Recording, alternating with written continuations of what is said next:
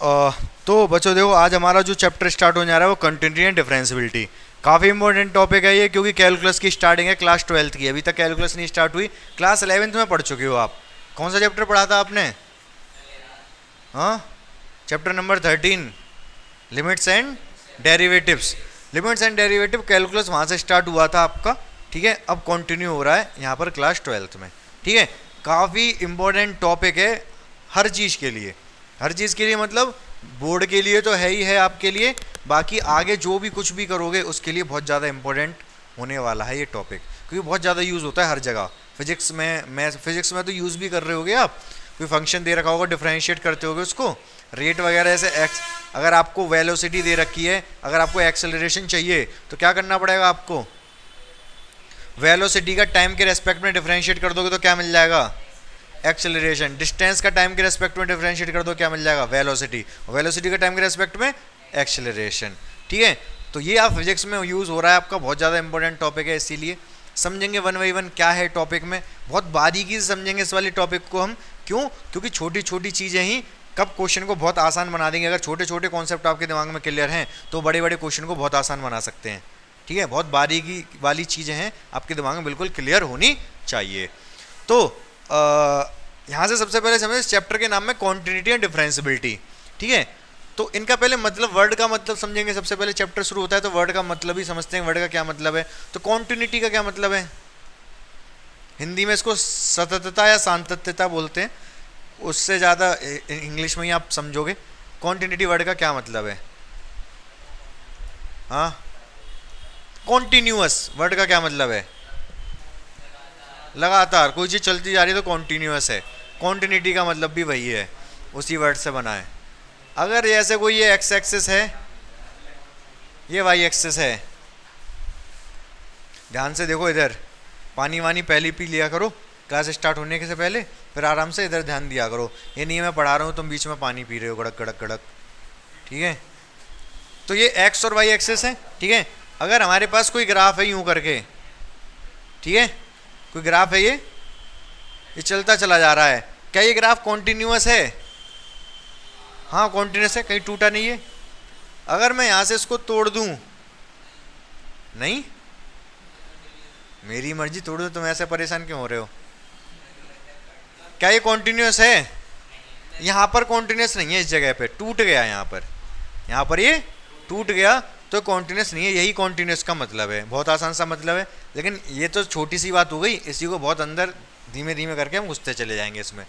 अब समझते हैं डिफरेंशियबिलिटी का मतलब क्या होता है, ठीक है। तो डिफरेंशियबिलिटी का मतलब आपको क्या लग रहा है क्या होना चाहिए?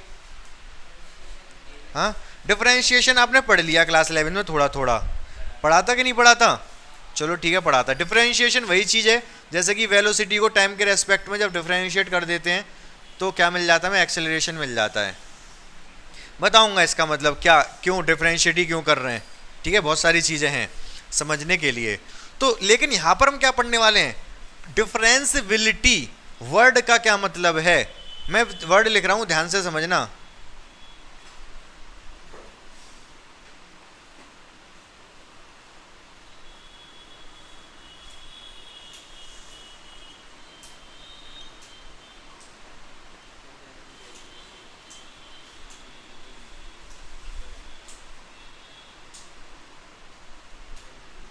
ये 3 वर्ड लिख दिए मैंने यहाँ पर, तीनों वर्डों का मतलब समझ आ रहा है आपको? Differentiation, derivative, differentiability. हिंदी में अगर बताएं तो इसको बोलते हैं अवकलन, इसको अवकलज, और इसको अवकलनीयता। लिख दूं मैं हिंदी में भी? क्या कह रहे हो? हाँ लिखो लिखो। अवकलन, इसको क्या बोलते हैं? अवकलज, इसको बोलते हैं अवकलनीयता।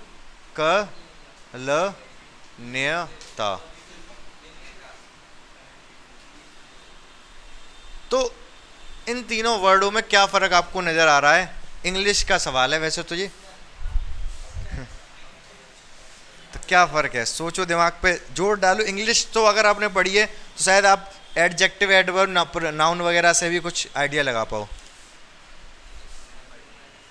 तो बच्चों देखो ध्यान से सुनेंगे, अगर मैंने एक फंक्शन लिख दिया क्या, y बराबर एक्स स्क्वायर, एक फंक्शन है, कोई दिक्कत नहीं है। डिफरेंशिएशन मैं बोलूंगा कि भाई इसका डिफरेंशिएशन कर दो, क्या कहूंगा, ये एक प्रोसेस है, क्या ये एक प्रोसेस, अवकलन डिफरेंशिएशन एक प्रोसेस है, मैं कहूंगा इसका डिफरेंशिएशन कर दो। समझ रहे मेरी बात को। फिर जब डिफरेंशिएशन कर देंगे तो कर दो भाई dy ओवर dx, ध्यान है कुछ फॉर्मूला 2 आगे आ जाता था, पावर 1 कम हो जाती थी, ठीक है।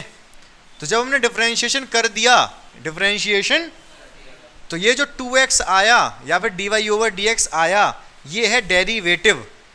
ये क्या है, एक्स स्क्वायर का डेरिवेटिव क्या है, 2x। 2x जो लिख रहा है यहां पर वो क्या है, डेरिवेटिव है। समझ रहे हो मेरी बात को। डिफरेंशिएशन करके जो आता है वो डेरिवेटिव आता है, अवकलज आता है, अवकलन किया जाता है, अवकलज निकल के आता है, डिफरेंशिएशन किया जाता है, डेरिवेटिव निकल के आता है। इतनी बात समझ में आ गई। चलो अब मैंने दे दिया y बराबर मोड x, मैंने कहा कि डिफरेंशिएशन कर दो, तो अब क्या कहोगे, ये तो बताया ही नहीं हमने, 11th में पढ़ा ही नहीं, ये तो कहोगे आप, बोलो हाँ है ना। तो इसका डिफरेंशिएशन होता ही नहीं है, इसका डिफरेंशिएशन होता ही नहीं है, ये डिफरेंशिएबल ही नहीं है, ये डिफरेंशिएबिलिटी है ही नहीं इसकी, ये डिफरेंशिएबल नहीं है, इसका डिफरेंशिएशन नहीं किया जा सकता। लास्ट वाली वर्ड का मतलब समझ में आ रहा है, डिफरेंशिएबल, ये फंक्शन डिफरेंशिएबल नहीं है, अवकलनीय नहीं है। समझ रहे हो मेरी बात को, हाँ या ना, बोलो। तीनों वर्ड के मतलब समझ में आए 100%। निकल पाएगा या नहीं निकल पाएगा, चेक करना है। डिफरेंशिएबिलिटी का मतलब, डिफरेंशिएबल मतलब जैसे एक्सेसिबल, कोई चीज़ एक्सेस की जा सकती है कि नहीं, ठीक है। और एबल जहाँ भी लग जाता है या फिर एबिलिटी, तो कैसा वर्ड बनता है, जैसे अगर मैं कहूँ राइट टेबल, ये राइट टेबल, राइट मतलब लिखना, अरे क्या लिख दिया,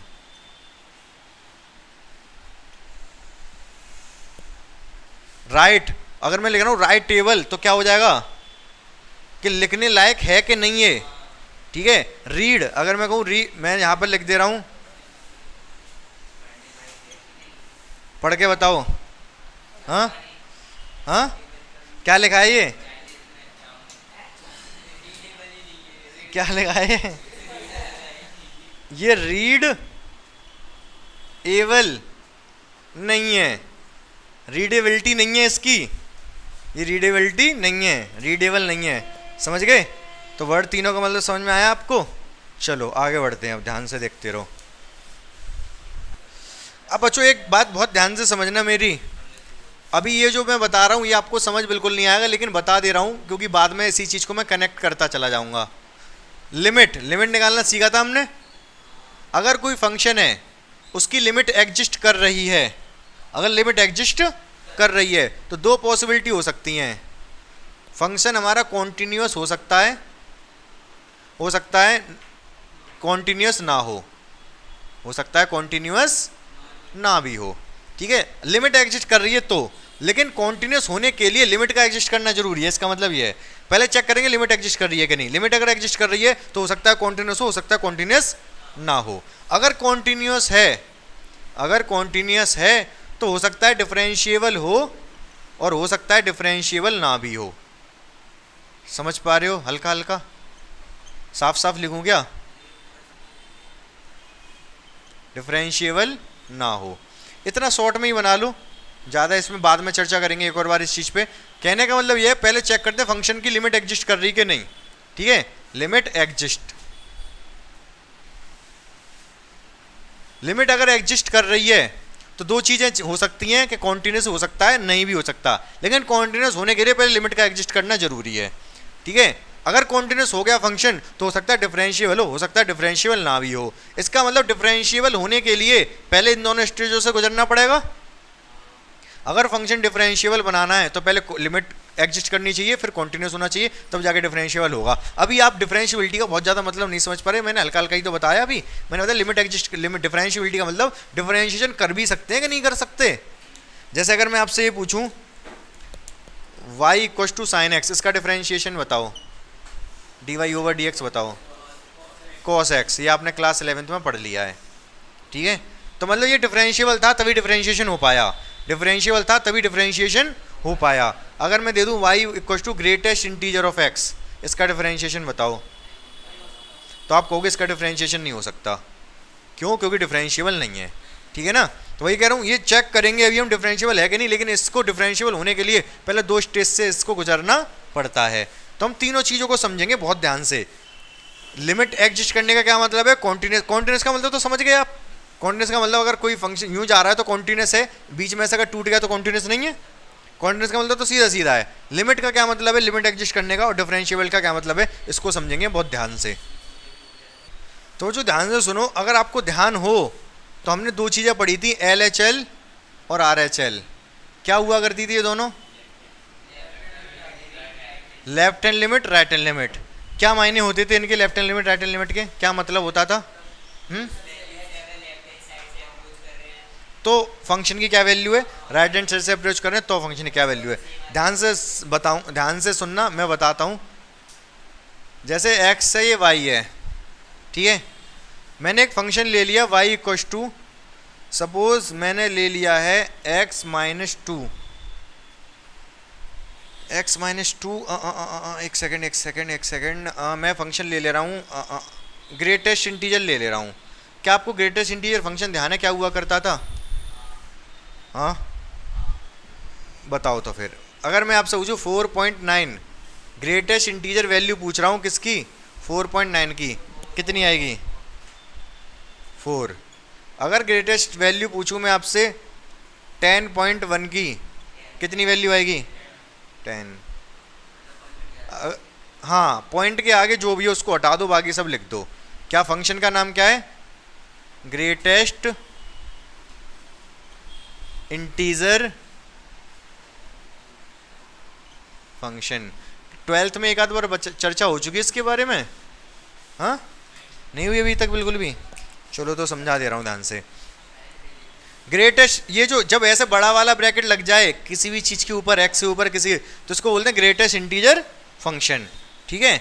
तो मतलब क्या होता है, क्या मतलब है? देखो क्या कह रहा है, ग्रेटेस्ट मतलब बड़ा, इंटीजर मतलब पूर्णांक हिंदी में बोले तो, फंक्शन तो फंक्शन होता है, ये पता होगा आपको। कहने का मतलब ये, हाँ हिंदी में फलन बोलते हैं, सबसे बड़ा इंटीजर चाहिए हमें। ग्रेटेस्ट इंटीजर मतलब सबसे बड़ा इंटीजर चाहिए, हाँ। फलन मतलब फंक्शन है, फंक्शन ये काम करेगा। सबसे बड़ा ग्रेटेस्ट मतलब सबसे बड़ा इंटीजर चाहिए, फंक्शन मतलब फंक्शन ये काम करेगा, सबसे बड़ा इंटीजर देगा। कैसे? अगर मैं नंबर लाइन पे कुछ नंबर ले लूँ, 0 1 2 3 4 5, माइनस का 1, माइनस का 2, माइनस का 3, यहाँ पर पड़ेगा 3.2 शायद, नहीं तो पड़ेगा, ये 3 है, 3.2 यहीं पड़ेगा। इस 3.2 इस पॉइंट से पहले सबसे बड़ा जो इंटीजर पड़ेगा, ग्रेटेस्ट मतलब सबसे बड़ा, इंटीजर मतलब जो वैल्यू पॉइंट में नहीं होती, तो सबसे पहले जो इंटीजर, इससे पीछे सबसे जो बड़ा इंटीजर पड़ेगा वो कौन सा है? 3 ही पड़ेगा भाई। 3 की बात तो 2 1 0 छोटे होते चले जाएंगे। इस पॉइंट से पहले सबसे बड़ा तो 3 ही पड़ेगा। तो इसीलिए इसके अगर आपसे ग्रेटेस्ट इंटीजर 3.2 पूछा जाए तो आप कह दोगे भाई 3 है इसका जवाब। समझ रहे हो? क्लियर है? अगर मैं आपसे पूछूं 9.5 माइनस में 9.9 माइनस में, इसका ग्रेटेस्ट इंटीजर क्या हुआ? हाँ 9.1। तुम तो बड़े तेज हो रहे हो। 9.9 कहाँ होगा? जैसे अगर यहाँ पर कहीं बना दूं मैं, ये मान लो ये 9 है, ये 10 है माइनस का, तो 9.1 यहाँ होगा। इससे पहले तो -10 पड़ेगा, चाहे 9.9 हो, उससे भी पहले -10। पीछे जाना है, आगे नहीं। आगे चले गए तो काम खराब हो जाएगा। आगे तो सबसे बड़ा इंटीजर की बात करें तो इनफाइनाइट पड़ेगा जाके। तो पीछे की तरफ देखेंगे कौन सा बड़ा है, चाहे 9.1 हो चाहे 9.9 हो। इससे अगर पीछे आएंगे तो सबसे पहले -10 पड़ेगा, तो इसकी वैल्यू क्या हो गई? -10। क्या आप बात समझ पाए मेरी? ग्रेटेस्ट इंटीजर फंक्शन ये होता है, इस तरीके से वैल्यू ये प्रदान करता है। क्या करता है? देता है मतलब प्रदान करता है। तो यहाँ तक बात क्लियर है आपको? कोई दिक्कत नहीं है। अब सुनना मेरी बात ध्यान से। अब बच्चों ध्यान से सुनना मेरी बात को। अभी मैंने ग्रेटेस्ट इंटीजर फंक्शन समझा दिया, अभी मैं इसका यूज़ करूँगा left hand limit right hand limit समझाने में, ठीक है।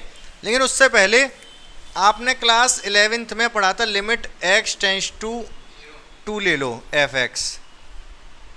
क्या मतलब है इसका?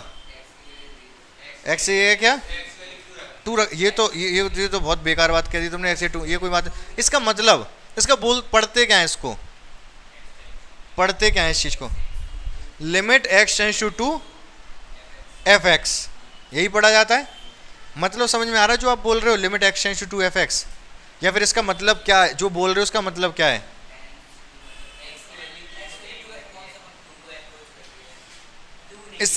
इसका मतलब मैं लिख रहा हूं वैल्यू ऑफ, इस चीज का मतलब बता रहा हूं लिमिट। ये f2 नहीं है, पहली तो बात ये समझो। ये नहीं है कि फंक्शन कोई दे रखा है, सपोज फंक्शन भी दे रहा हूं एफ एक्स बराबर मैंने एक फंक्शन दे दिया x² + 2, तो आप कह दो कि भाई यहाँ 2 लिखा है तो f2 कितना हो गया 4, 4 और 2 6, 2 का स्क्वायर 4 और 2 6, 6 हो गया भाई f2 बराबर।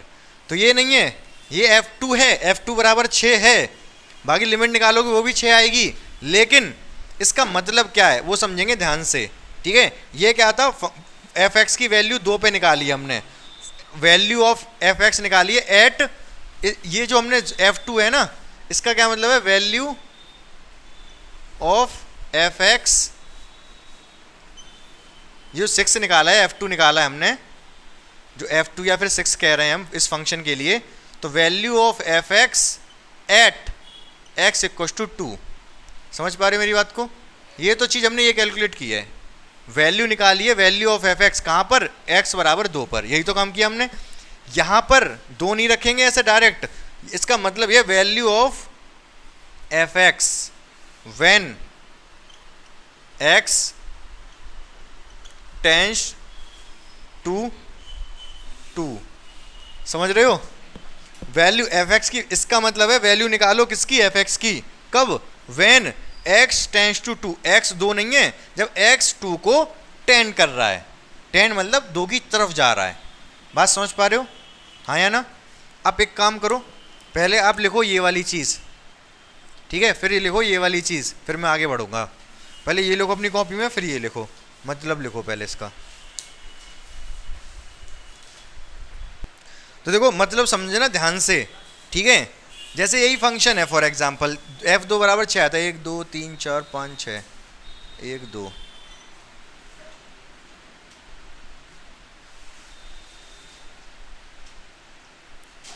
कुछ इस तरीके से जा रहा है, मान लो इस तरीके से जा रहा है ये फंक्शन, ठीक है। वैसे जा तो कैसे, x² वाला है ना, ये जाएगा तो यूं करके, ये मैंने एग्जैक्ट ग्राफ नहीं बनाया है, ऐसे कुछ ग्राफ बना दिया। तो बहुत ध्यान से मेरी बात सुनना, ये क्या है, जब x 2 है तो तब फंक्शन की वैल्यू ये है, ठीक है। ये f2 है, ये वाला लाल डॉट क्या है, f2, ठीक है। जब x की वैल्यू 2 की तरफ जा रही है, मतलब यहाँ पर जब x की वैल्यू 2 के पास पहुँच रही है, तब फंक्शन की वैल्यू ये कुछ होगी, बोलो हाँ है ना।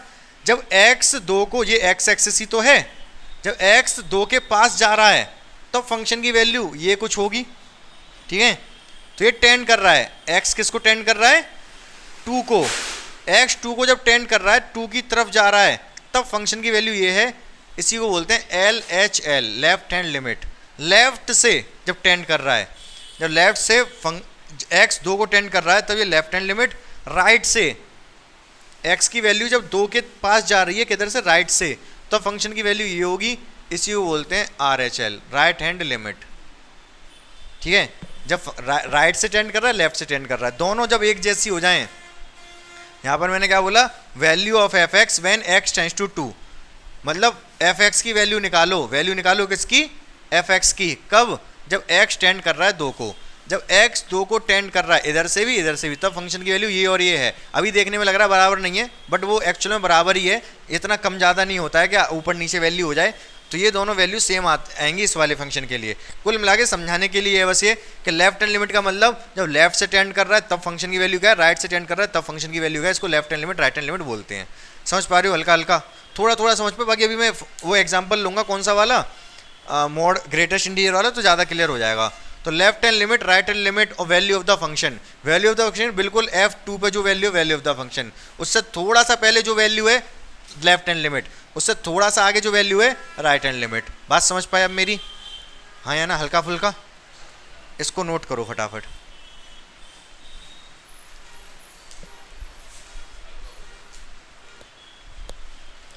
तो अब देखो मैं एक एग्जांपल ले रहा हूँ, यहाँ से आपको क्लैरिटी थोड़ी ज़्यादा होगी। एफ एक्स बराबर मैंने फंक्शन ले लिया greatest integer function of x, ठीक है। अगर मैं आपसे पूछूँ लिमिट, या फिर मैं इसमें कहाँ पर एल एच एल पूछ रहा हूँ, कहाँ पर एक्स इक्वल टू 2 पर, क्या मतलब है इसका? लिखने का तरीका क्या हुआ करता था लिमिट को? Limit x tends to 2 negative. ध्यान है आपको? लेफ्ट हैंड लिमिट को कैसे लिखते थे? अगर 2 पे लेफ्ट हैंड लिमिट तो एक्स टेंस टू 2 नेगेटिव लिखते थे एफ एक्स। अब क्या मायने हैं इसके, देखते हैं ध्यान से, इसकी वैल्यू क्या आएगी। ये क्या कह रहा है? ये कह रहा है कि जब x लेफ्ट हैंड लिमिट निकालो या फिर x tends to 2 negative, left hand limit निकाली x 2 पर, जब x की वैल्यू 2 से थोड़ी सी कम है, x की वैल्यू 2 से थोड़ी सी कम है, तब fx की वैल्यू क्या आएगी? हाँ 1। सही बात है बिल्कुल आपकी ये भाई। x की वैल्यू मैं थोड़ी सी कम कर दूँ 2 से, 1.99999, थोड़ी सी कम है, 2 तो नहीं है एग्जैक्ट, 2 से थोड़ी सी कम है, इसकी वैल्यू क्या आएगी? ग्रेटेस्ट इंटीजर इसको सीधे 1 कर देगा, ठीक है। तो इसकी वैल्यू 1 आएगी कि नहीं आएगी? ठीक है। अगर वही मैं आपसे पूछूं आर एच एल, क्या पूछूं? आर एच एल कहाँ पर? x बराबर 2 पर, तो ये क्या होगा? इसको लिखते कैसे? Limit x tends to 2 positive f x. मतलब इसी एफ एक्स की वैल्यू बतानी है कब? 2 पॉजिटिव, जब x की वैल्यू 2 से हल्की सी ज़्यादा है। फॉर एग्जाम्पल 2.0001 क्या कर देगा इसको? ये इसको 2 ही कर देगा, 2 से थोड़ा सा आगे निकल गया ना, तो इसको ये 2 कर देगा। तो आप देख पा रहे होगे, क्या देख पा रहे होगे कि इसकी लिमिट एग्जिस्ट नहीं कर रही है। क्यों? क्योंकि लेफ्ट हैंड लिमिट और राइट हैंड लिमिट बराबर नहीं है। लेफ्ट हैंड लिमिट और राइट हैंड लिमिट बराबर नहीं है। तो इसका अगर आपसे ये पूछा जाए ना, अगर आपसे ये पूछा जाए, क्या पूछा जाए कि भाई लिमिट बताओ इसी फंक्शन की x टेंस टू 2, जब x 2 को टेंड कर रहा है तब इस लिमिट की वैल्यू बताओ, फंक्शन की वैल्यू बताओ। जब x 2 को टेंड कर रहा है तो क्या कहोगे आप? D N E does not exist. ये लिमिट निकाली नहीं जा सकती। क्यों नहीं निकाली जा सकती? तो left hand limit right hand limit जब बराबर आती हैं तब कहते हैं लिमिट एग्जिस्ट करियो, वही लिमिट की वैल्यू भी होती है। आपको ध्यान हो हल्का हल्का, तो इसकी टेंशन मत लो डज नॉट एग्जिस्ट की। फिलहाल ये जो समझाना चाह रहा हूँ उसको समझो। मैं क्या समझाना चाह रहा हूँ? लेफ्ट हैंड लिमिट का मतलब जब x की वैल्यू थोड़ी सी कम है, किससे? 2 से, तब फंक्शन की वैल्यू क्या आएगी? जब 2 से थोड़ी सी ज़्यादा है तब फंक्शन की वैल्यू। इसको left hand limit right hand limit कहते हैं। क्या आपको ये बात समझ में आई? नहीं समझ में आई तो मैं ग्रेटेस्ट इंटीजर फंक्शन को ग्राफ पे बना के दिखाता हूँ आपको कि ग्राफ पे कैसे बनता है ये वाला फंक्शन। हाँ ये लिख लेना ये वाला।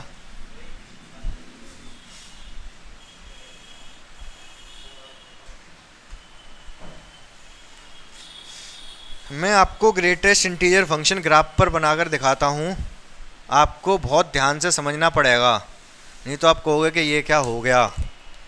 तो ग्रेटेस्ट इंटीजर फंक्शन क्या करता है, बहुत ध्यान से सुनना। अगर मैं 0 से लेके 1 तक की कोई भी वैल्यू डाल दूँ ग्रेटेस्ट इंटीजर में, क्या कर देगा ये? इसको 1 तक, 1 नहीं 1 तक 0 कर देगा सबको। ये 1 से लेके 2 तक की जितनी भी वैल्यू डाल दूँ मैं ग्रेटेस्ट, क्या कर देगा ये? यहाँ पर ये 0 कर देगा, यहाँ 1 कर देगा। 2 से लेकर 3 तक वैल्यू डालू, क्या कर देगा? 2 कर देगा। यही बात है। तो देखो ध्यान से, 1 2 3, 1 2 3, 1। तो देखो बच्चों ध्यान से आप, जब तक फंक्शन x की वैल्यू क्या है? 1, तब तक फंक्शन क्या देगा? ये 0 देगा। जैसी वैल्यू 1 हुई, जैसी x की वैल्यू क्या होगी? 1, तो ग्रेटेस्ट इंटीजर इसको 1 कर देगा। तो यहां पर रहेगा ओपन सर्कल, यहां रहेगा क्लोज सर्कल। तो जब तक वैल्यू 1 रहेगी, जब तक कि x की वैल्यू 2 नहीं हो जाती, तब तक फंक्शन क्या रहेगा, 1 रहेगा। ठीक है, ओपन सर्कल रहेगा यहाँ पर। जैसे ही x की वैल्यू 2 हुई तुरंत फंक्शन की वैल्यू क्या हो जाएगी, और फिर 2 रहेगी जब तक कि x की वैल्यू कितनी ना हो जाए, 3। जैसे ही x की वैल्यू 3 हुई तो फंक्शन की वैल्यू कितनी हो जाएगी, 3, फिर 3 चलेगी 4 तक। समझ पाए मेरी बात को?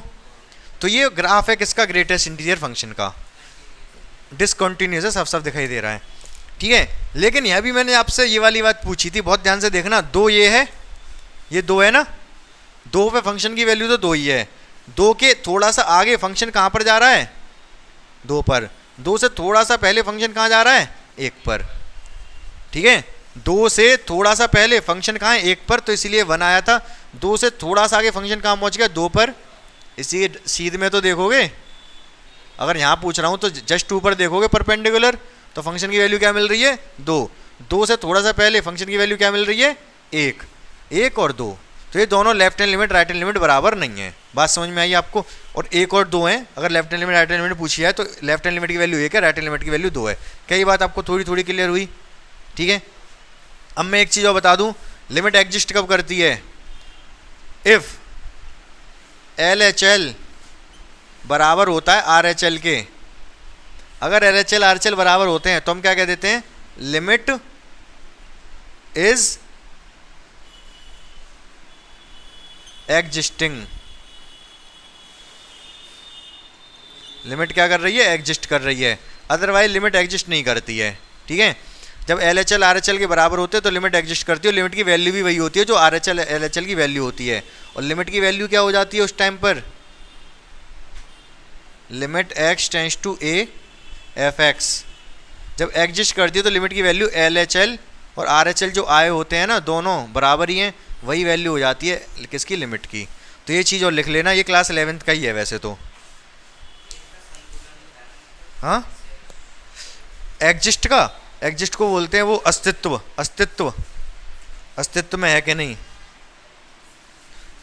लिमिट अस्तित्व में है कि नहीं।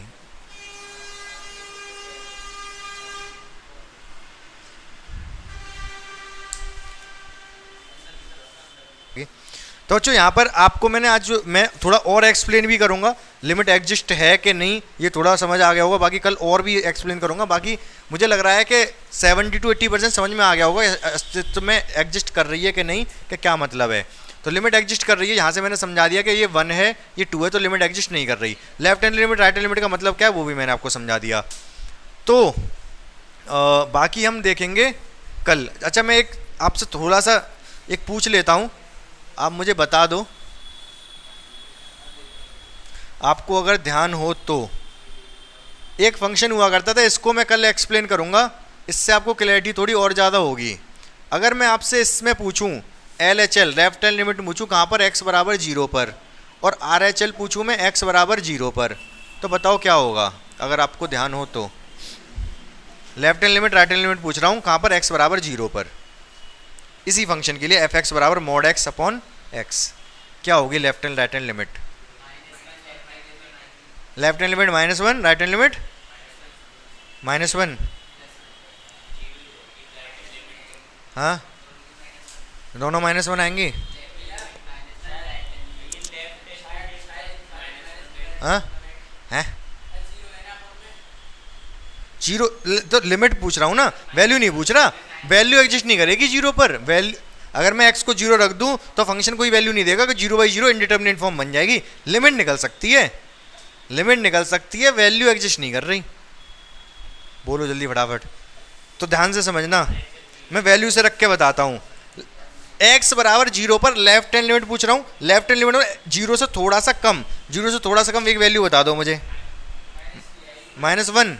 -1 तो वैसे बहुत ज़्यादा छोटी हो गई 0 से, लेकिन आपके कहने, चलो आपके कहने के अनुसार -1 तो नहीं रख रहा, बहुत ज़्यादा कम हो गई। माइनस का 0.1 रख ले रहा हूँ, माइनस का, 0 से कम है ना भाई। ये 0 है, ये 1 है, ये 1 है, ये -1 है। इससे थोड़ा सा आगे 0.1 पड़ेगा, थोड़ा सा पीछे माइनस का 0.1 पड़ेगा। लेफ्ट हैंड लिमिट मतलब इधर वाली वैल्यू रखूँगा, तो रखो यहाँ पर इस वाले फंक्शन में, मोड में 0.01, और नीचे -0.01। ऊपर वाला क्या हो जाएगा, प्लस हो जाएगा, मोड प्लस कर देगा 0.01 और नीचे -0.01, इससे ये कट जाएगा, माइनस अभी भी बाकी रह गया -1। अगर मैं आपसे पूछूं आगे वाली वैल्यू लगा दो, आगे वाली मतलब पॉइंट, आगे जाओगे तो 0.1, तो क्या आएगा 0.1 अपॉन 0.1 मोड, तो मोड 0.1 ही रहेगा भाई, प्लस है ना, तो मोड का कोई काम ही नहीं रह गया, इससे कट जाएगा +1। अब देख पा रहे हो +1 आ रहा है, वो -1 आ रहा है, बोलो हाँ या ना। Left hand limit right hand limit भी थोड़ी सी क्लियर हो रही होंगी। RHL आया +1, LHL आया -1, क्यों? क्योंकि LHL का मतलब 0 से थोड़ा सा पहले की वैल्यू रख के देखूंगा, 0 से थोड़ा सा पहले की, RHL मतलब 0 के थोड़ा आगे की, 0 के थोड़ा आगे की वैल्यू रखी तो फंक्शन ने दिया हमको +1, 0 के थोड़ा पीछे वाली वैल्यू रखी, फंक्शन ने दिया हमें -1। बोलो हाँ, क्लियर है? इसी चीज़ को और भी एक्सप्लेन करेंगे हम कल, ठीक है? तो आपको बिल्कुल क्लियर होगा लिमिट एग्जिस्ट करने का क्या मतलब। लिमिट एग्जिस्ट नहीं कर रही यहाँ पर, लिमिट एग्जिस्ट नहीं कर रही, क्यों नहीं कर रही वो समझेंगे कल कि भाई RHL बराबर नहीं है तो लिमिट एग्जिस्ट क्यों मना कर देना, क्यों नहीं कर रही। बाकी फिर कॉन्टिन्यूटी का कंसेप्ट भी कल समझेंगे हम, ठीक है? तो आप रिवाइज करके आना एक बार और अच्छे से समझ में आएगा। देखो मैं चाहता तो सीधे एक्सरसाइज शुरू करवा देता 5.1, आपको समझ भी आती, कोई दिक्कत ना आती समझने में, लेकिन मैं पहले पूरा बेसिक समझा रहा हूँ, टर्म्स का मतलब क्या है, लिमिट का मतलब क्या है, क्वांटिटी का मतलब क्या है, डिफरेंशियबिलिटी का मतलब क्या है, तब जाके एक्सरसाइज शुरू करूँगा, ठीक है? तो बेसिक आपके स्ट्रॉन्ग होने चाहिए, तभी आप बहुत जो मुश्किल सवाल होंगे उनको बहुत आसानी से कर पाओगे। अगर मैं सीधे एक्सरसाइज शुरू कर तो वो रटना हो जाता, अगर आप रट रहे हो तो केवल वही सवाल कर पाओगे जो आपने कर लिए, नया सवाल आप कुछ नहीं कर पाओगे, हिला भी नहीं पाओगे, ठीक है? तो हम समझेंगे, बाकी कल आगे की चर्चा कल होगी। तो बच्चों अगर आपको वीडियो पसंद आ रही हो हमारी, तो वीडियो को लाइक और शेयर करना ना भूलें, ठीक है?